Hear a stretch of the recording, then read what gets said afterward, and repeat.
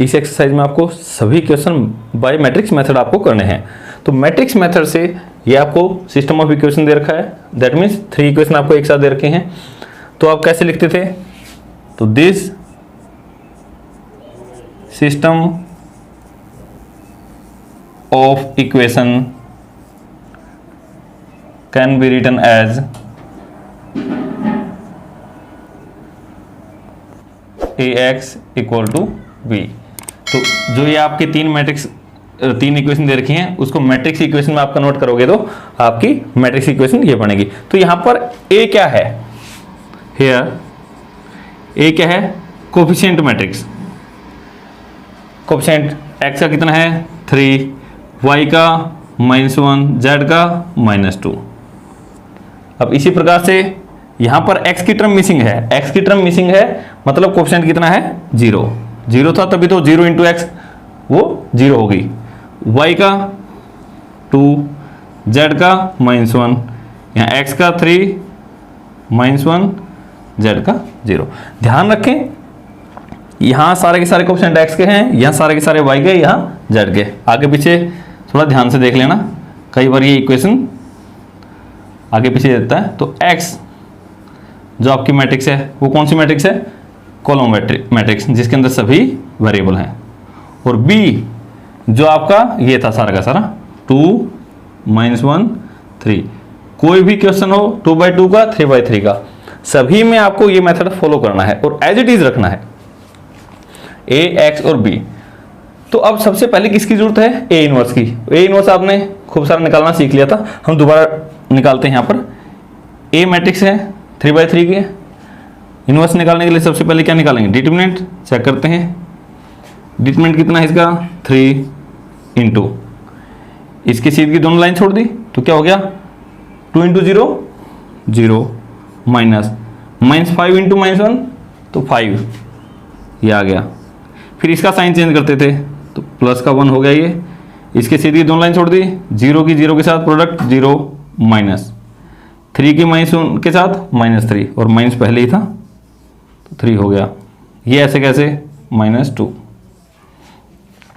दोनों छोड़ दी, 0 into this 0 -3 into 2 6। देखें कितना आ गया, 3 और -5 की प्रोडक्ट -15, 3 और 1 की प्लस का 3, -2 और -6 कितना हो गया +12, कितना आ गया ये 0। तो यहां से आपका क्वेश्चन की दिशा आपकी निर्धारित होगी कि 0 है, 0 है मतलब सो A is singular matrix, A is singular matrix, that is, इसका मतलब क्या है, A inverse does not exist. तो इनवर्स तो एग्जिस्ट नहीं करता। आपको अभी मैंने कंडीशन लिखवाई थी जो पहले, अगर डिटरमिनेंट नॉन जीरो है तो इसका मतलब यूनिक सॉल्यूशन है, और जीरो है तो अभी दो ऑप्शन है आपके पास, या तो नो सॉल्यूशन की ऑप्शन आएगी या इनफाइनाइट। तो इसके लिए आपको आगे चेक करना है। कोई भी क्वेश्चन हो चाहे ये जीरो हो या ना हो, आपको डिटरमिनेंट निकालना है, उसके बाद आपको एडजॉइंट निकालना है। एडजॉइंट के लिए किसकी जरूरत है, कोफैक्टर। यहां पे कुछ भी आए कोफैक्टर तो आप निकालो। कोफैक्टर्स ऑफ ए आर, आपका सारा का सारा क्वेश्चन सेम पैटर्न पे ही चलेगा। तो कोफैक्टर सभी एलिमेंटों के हिसाब से आप निकालोगे A11, फिर A12, A13, A21, A22, A23, A31, 32, 33, ये निकालना है आपको। A11 ये पोजीशन है, कैसे निकालोगे, इसकी सीधी की दोनों लाइन छोड़ दी, 2 इंटू 0 0 माइनस दिस तो कितना आ गया -5। साइन चेंज होगा या नहीं, नहीं होगा। साइन किस किस का चेंज होगा, एक तो इसका होगा क्योंकि 1 + 2, एक इसका होगा, इसका और इसका, ये ऐसे ये चार होते हैं, सिर्फ इनका चेंज होगा, इनको मैंने अभी मार्क कर दिया। A12 A12 तो ये एलिमेंट है, इसकी सीधी दोनों लाइन छोड़ दी, ये 4 एलिमेंट बच गए। 0 इंटू 0 0 माइनस इन दोनों की प्रोडक्ट कितना आ गया प्लस का 3, इसकी वजह से साइन चेंज। तो अब A13 आप निकालोगे कितना आ जाएगा आपका -6। A13 ये एलिमेंट है, छोड़ दिया, 0 की उसकी 0, 3 इंटू 2 तो -6 हो गया। अब A21 ये एलिमेंट था, छोड़ दो दोनों, ये 4 आ गए, 0 इंटू -1 0 और ये -10 और इसकी वजह से साइन चेंज होगा प्लस का 10। A22 दोनों छोड़ दी, ये 4 एलिमेंट बच गए आपके, 3 की 0 के साथ 0 माइनस दिस तो प्लस का 6 आ गया। A23 ध्यान से करना, अगर आपको नहीं आते तो आप पीछे वीडियो देखिए, उनमें सीखिए। इसको छोड़ दिया, ये 4 एलिमेंट बच गए, 3 इंटू -5 -15 और प्लस का 3 तो कितना आ गया -12 इसकी वजह से साइन चेंज होगा तो +12। A31 ये है आपका 1 + 4 ये आपका 5 आ जाएगा। A32 ये है आपका -3 और साइन चेंज तो प्लस का 3। A33 ये आपका 3 इंटू 2 6, आप करके देख लेना, ये आ जाएगा। अब क्या निकालना था, एडजॉइंट A। एडजॉइंट कैसे निकलता है, सभी को फैक्टर को इनकी पोजीशन पे लिख दो, -5 -3 -6 10 6 12 5 3 6 सभी को लिख के इसका ट्रांसपोज करके क्या आया -5 -3 -6। ट्रांसपोज में क्या करते हैं, रो को कॉलम में चेंज, 10 6 12 5 3 6। अब यहां आपने एडजॉइंट तो निकाल लिया, एडजॉइंट निकालने के लिए के बाद इनवर्स नहीं निकलेगा क्योंकि A का डिटरमिनेंट कितना था 0। तो फिर क्या कंडीशन लिखवाई थी यहां पे, नाउ एडजॉइंट A जो आपकी एक मैट्रिक्स आई, इसकी प्रोडक्ट करो किसके साथ, B के साथ। चेक करते हैं क्या आएगा, -5 -3 -6 10 6 12 5 3 6 adjoint A into B. Now what is B? B is 2 - 1 3.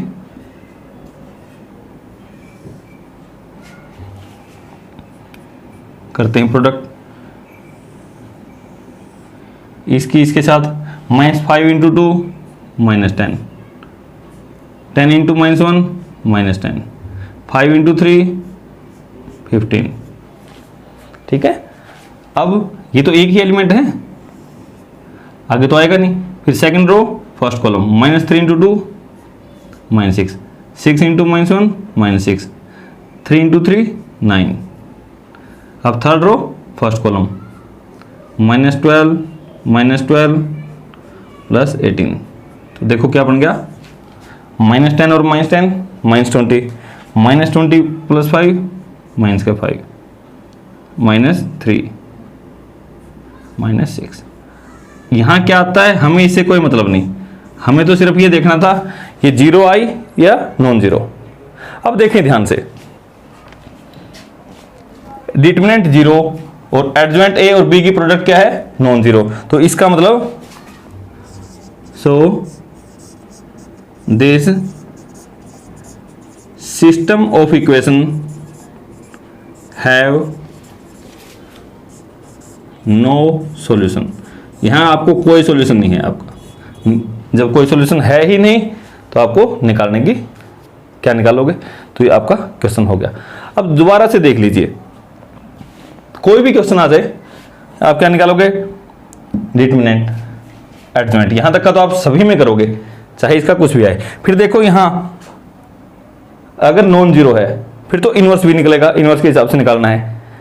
और जब ये जीरो है तो सिर्फ ये चेक करना है, ये चेक करके यहां आ गया, ये 0 है, ये भी 0 और ये भी 0, तो इन्फाइनाइटली मैनी सॉल्यूशन। ये 0 था, ये नॉन जीरो, तो नो सॉल्यूशन। और तीसरी स्थिति क्या थी, यही नॉन जीरो, तो यूनिक सॉल्यूशन। आपकी सिर्फ 3 ही स्थितियां हैं, तीनों को आप याद कर लीजिएगा और आप इस क्वेश्चन को नोट कर लें।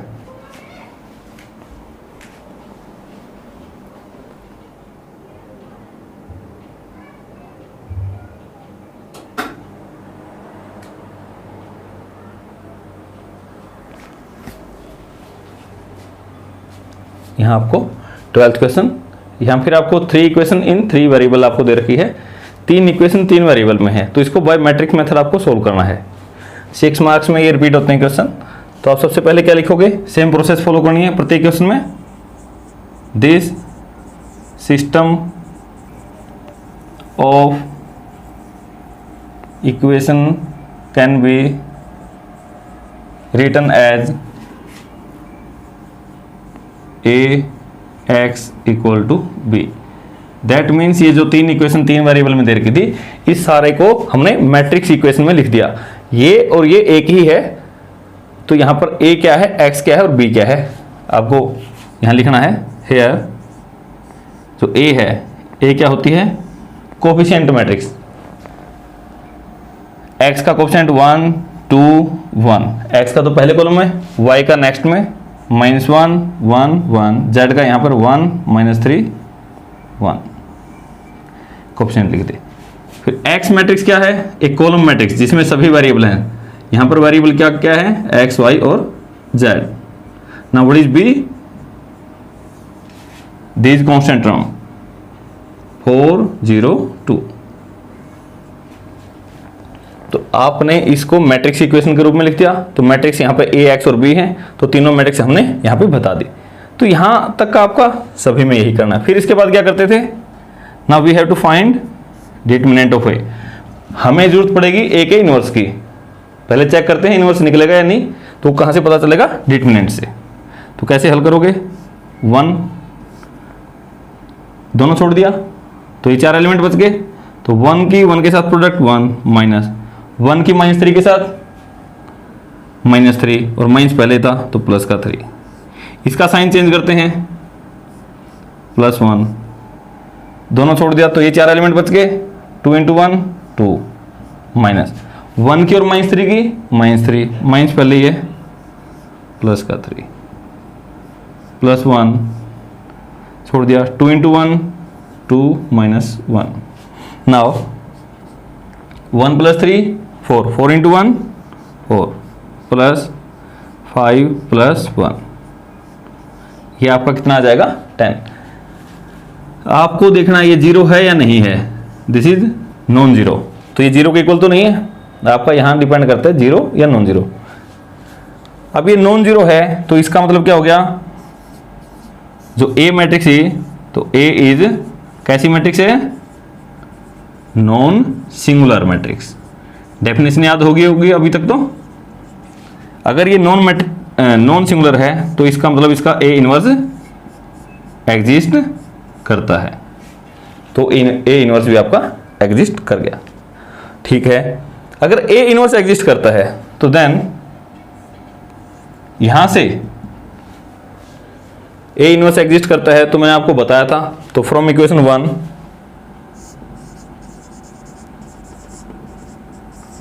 पहली इक्वेशन से एक बार और मैं आपको करवा देता हूं, pre multiplying both side by A inverse. ये आपको प्रत्येक क्वेश्चन में करने की भी जरूरत नहीं है, A इनवर्स से दोनों तरफ मल्टीप्लाई कर दी।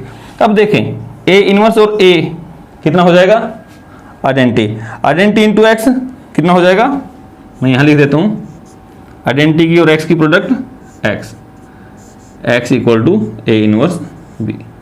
तो आपका ये मैट्रिक्स इक्वेशन ऐसे भी लिखी जा सकती है। अब यहां से आपके सॉल्यूशन निकलेंगे, यहां से निकालने का मतलब है इनवर्स की जरूरत है। इनवर्स के लिए ट्रीटमेंट की जरूरत थी, निकाल लिया। अब किसकी जरूरत है, कोफैक्टर। एडजमेंट निकालना है तो कोफैक्टर। किसी क्वेश्चन में पैटर्न चेंज करने की जरूरत नहीं है, सभी में एज इट इज रहेगा पूरे एक्सरसाइज में। कोफैक्टर ऑफ A A11 कितना आएगा, यहाँ से चेक कर लेना, आपका 4 आएगा। A12 -5, A13 1। आप यहाँ से निकालोगे, आपके पहले 3 तो यही आएंगे। ये मैंने आपको डायरेक्टली यहाँ से देख के मैंने बताया है कि ये 3 + 1 4 है, ये 3 + 2 5 है, तो यहाँ पर साइन चेंज होता है, तो -5 2 - 1 1। अब बाकी आप निकाल लें। और यहाँ से अगर देखें तो बाहर वाला नहीं देखना, सिर्फ अंदर अंदर का देखना है। ये पहले 3 तो आपको यहीं निकाल रखे होते हैं।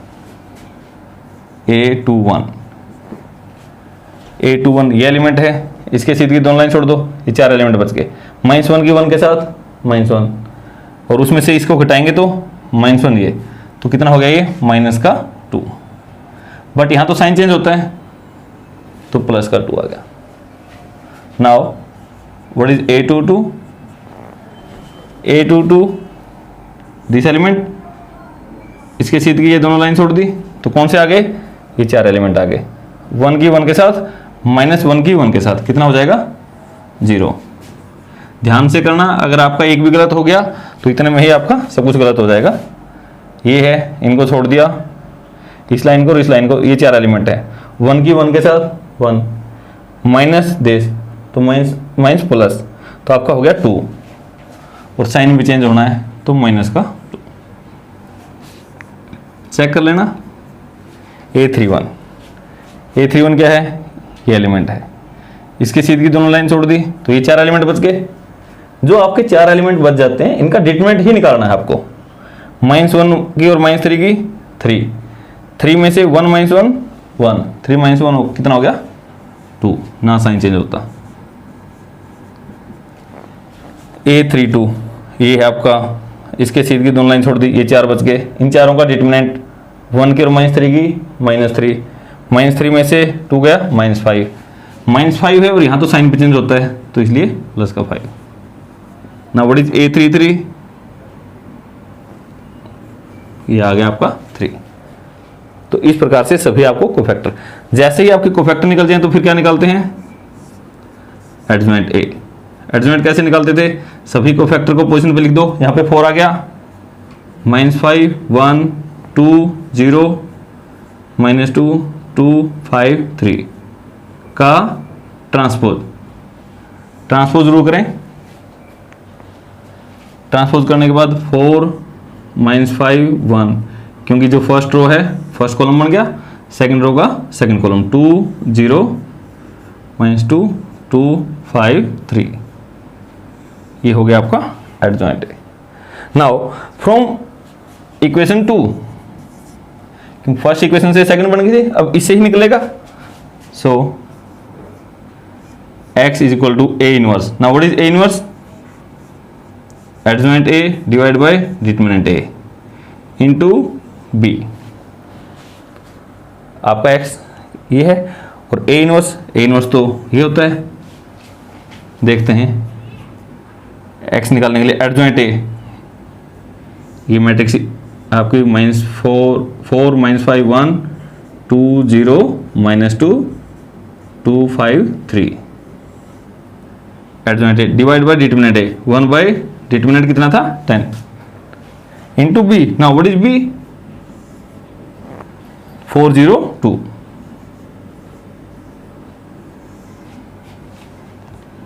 वन बाई 10 ऐसे कैसे रहने देते हैं, ध्यान से प्रोडक्ट करना।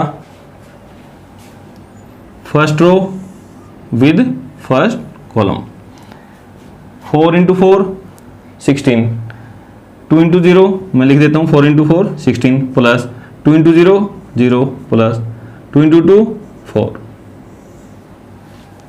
अब row first, row second, column first, -5 × 4 -20 plus 0 plus 5 × 2 10।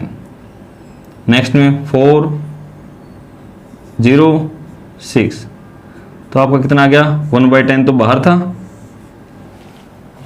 ये आपकी एक कॉलम मैट्रिक्स ही बनती है हमेशा। 16 + 4 20, -20 + 10 -10, 4 + 6 10।